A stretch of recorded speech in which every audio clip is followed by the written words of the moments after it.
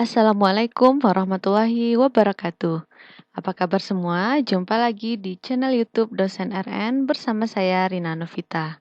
Di video kali ini kita akan membahas mengenai struktur dan fungsi dari komputer. Ini merupakan bagian dari mata kuliah organisasi dan arsitektur komputer. Nah, sebelumnya kita lihat apa itu struktur komputer. Nah, struktur adalah cara di mana komponen saling berhubungan satu sama lain. Nah, sedangkan fungsi komputer adalah operasi dari masing-masing komponen sebagai bagian dari struktur. Nah, berikutnya kita lihat struktur komputer. Struktur komputer, ya. Di sini kita jelaskan bahwa komputer adalah sebuah sistem yang berinteraksi dengan cara tertentu dengan dunia luar atau lingkungan eksternal. Interaksi dengan dunia luar dilakukan melalui perangkat periferal dan saluran komunikasi. Nah, jika digambarkan, bisa kita lihat seperti ini adalah interaksi komputer dengan lingkungan eksternal, di mana di sebuah komputer memiliki storage atau media penyimpanan dan processing atau media pemrosesan menggunakan CPU, ya. Dan ini akan berhubungan dengan dunia luar, yakni melalui perangkat periferal dan communication line. Nah, secara umum ya struktur utama dari komputer ini terdiri dari 4. Yang pertama adalah Central Processing Unit atau CPU. Kemudian yang kedua adalah memori utama. Dan yang ketiga adalah I/O device. Dan yang keempat adalah System Interconnection. Nah, kita lihat yang pertama ya sebelum kita masuk kepada struktur dari komputer. Kita lihat dulu apa itu periferal dan communication line. Periferal merupakan perangkat tambahan yang digunakan untuk memasukkan dan menempatkan informasi ke atau dari komputer. Nah, sedangkan communication line merupakan penghubung fisik antar terminal-terminal ke sebuah unit pengendali komunikasi dan menghubungkan satu unit pengendali komunikasi dengan yang lainnya. Contoh dari periferal ya sebagai perangkat tambahan ini bisa berupa keyboard ataupun mouse ya yang bisa memberikan bantuan untuk memasukkan dan mendapatkan informasi ke komputer ataupun dari komputer. Nah, sedangkan communication line ini bisa kita gunakan kabel.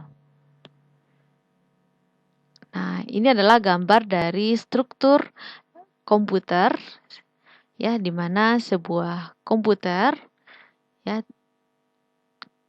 akan menggunakan periferal dan communication line. Nah, sebuah komputer terdiri dari 4 struktur utama, ada CPU, ada main memory atau memori utama, dan ada I/O, input dan output. Nah, ketiga komponen ini akan dihubungkan dengan sistem interconnection. Nah, CPU bertugas untuk mengontrol operasi komputer dan melakukan fungsi pemrosesan data sehingga biasa disebut dengan prosesor. Jadi, CPU bisa juga kita istilahkan dengan prosesor sebuah komputer. Dan main memory digunakan untuk melakukan penyimpanan data. I/O, singkatan dari input output, berfungsi sebagai media penghubung antara bagian dalam komputer atau internal system dengan lingkungan eksternal. Nah, melalui I/O data bisa dipindahkan dari storage ke atau di dalam komputer ke media penyimpanan lain di luar komputer. Sedangkan sistem interconnection berfungsi untuk menghubungkan semua bagian yang ada pada komputer. Nah, jika digambarkan lebih lanjut, ya, sebuah CPU juga memiliki arsitektur ya sebagai berikut, ya, di mana sebuah CPU akan memiliki registers, ALU, dan control unit, di mana ketiga komponen ini akan dihubungkan melalui internal CPU interconnection.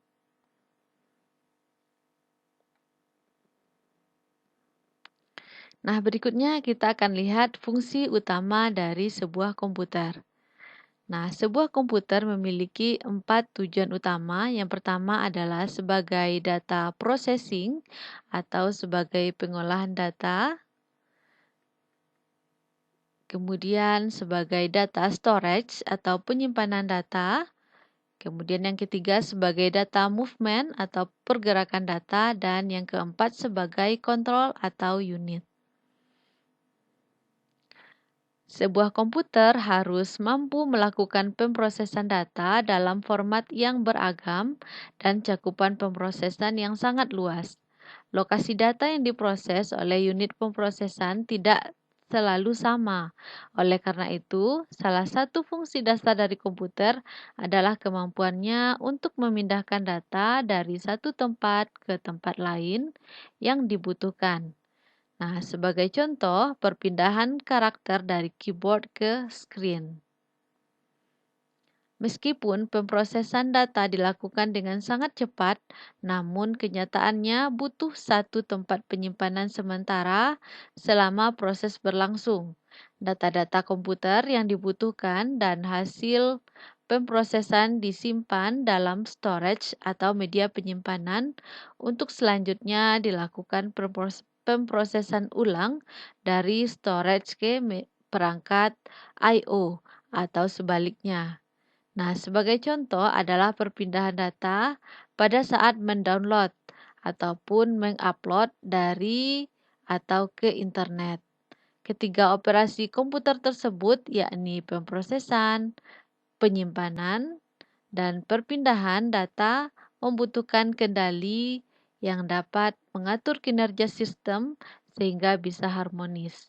Nah, disinilah fungsi dari operasi kontrol bekerja.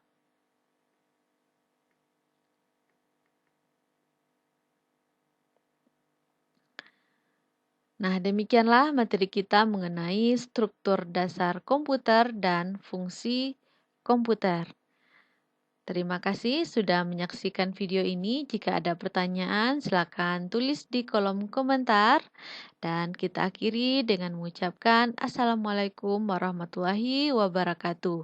Jangan lupa diklik like, subscribe, dan hidupkan loncengnya. Sampai jumpa di video berikutnya.